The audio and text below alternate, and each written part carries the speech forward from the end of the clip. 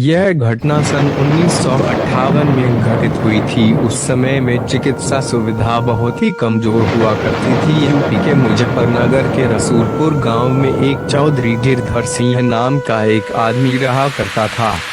एक 3 साल का बच्चा था, उसे चेचक हो गया और काफी इलाज करने के बाद भी वो जिंदा नहीं बच सका। रात में उसकी मौत होने से सुबह उसके अंतिम संस्कार करने का निर्णय किया। उसी रात को मुजफ्फरनगर के एक दूसरे गांव में शुभाराम नाम के एक आदमी की बैलगाड़ी के पहिए के नीचे आ जाने से मौत हो गई। उसको अस्पताल ले जाते वक्त रास्ते में ही उसकी मौत हो गई। मृतक के घर वालों ने उसका दाह संस्कार कर दिया। दूसरी तरफ जब रसूलपुर में उस मृत बच्चे को दफन करने के लिए जंगल जाने लगे, अचानक रास्ते में उसके शरीर में हलचल हुई और वो उठ खड़ा हो गया। लोग ये देखकर दंग रह गए, लेकिन बाद में उसको जिंदा देखकर सभी खुश हो गए। लेकिन लोगों को ये पता नहीं था कि उस बच्चे के शरीर को किसी और की आत्मा ने जकड़ रखा था। उस 3 साल के बच्चे में 23 साल के शुभाराम की आत्मा घुस चुकी थी।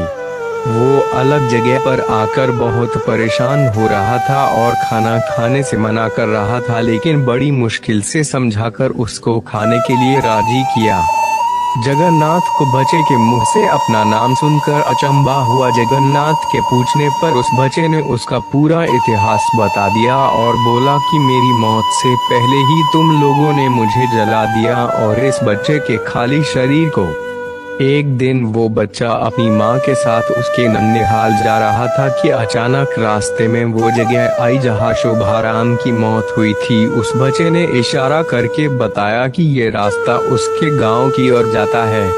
देखकर इसमें रहने लग गया। जब जगन्नाथ ने ये बात अपने गांव में बताई तो उसके पूरे परिवार के आत्माराम से मिलने चल दिए। उस बच्चे ने सबको पहचान लिया और वो उनके साथ उसके गांव चल दिया और उसने वापस रसूलपुर आने से मना कर दिया, लेकिन लोगों के समझाने पर मान गया। इस तरह वो 2 परिवारों को साथ लेकर चलता रहा। इस कहानी से हमें ये पता चलता कि यदि कम उम्र में किसी की मौत हो जाती है तो वो अपनी अधूरी इच्छाओं को पूरा करने के लिए किसी के शरीर को इसका जरिया बना सकती है। दोस्तों, मैं आपको बताना चाहता हूँ कि ये तो केवल कहानी है, लेकिन हकीकत में ऐसे कुछ मामले होते हैं जिनको कोई पहचान नहीं पाता है।